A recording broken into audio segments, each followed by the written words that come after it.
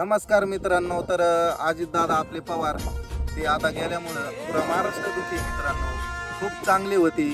माणूस तो कसा होता, काय होता, तो माणूस कामाचा होता मित्रांनो. देवानी न्यायला नव्हतं पाहिजे, खूप गरज होती मित्रांनो. तर खूप गोरगरिबांची त्यांनी सेवा केली मित्रांनो.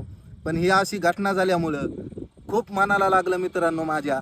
तर मित्रांनो, मी मागच्या रीलमध्ये चुकून माझ्याकडून अपशब्द त्यांच्याबद्दल म्हणजे बोललो, म्हणजे राजकारणाविषयी मला नफरत आहे. जे भ्रष्टाचार करतात त्याच्याबद्दल, जे अन्याय करतात, तर भावांनो चुकून त्यांच्याबद्दल माझ्याकडून शब्द गेलते. असं नाही की उदाहरण सांगतो, पांढऱ्या कपड्यावर एक डाग पाडा, चुकून पाडा की लोक सगळे त्याच्यावर बोट उचलितात मित्रांनो. माझ्याकडून चुकून निघला होता. तर मनापासून मित्रांनो मी माफी मागतो त्या शब्दासाठी भावांनो, त्यांची.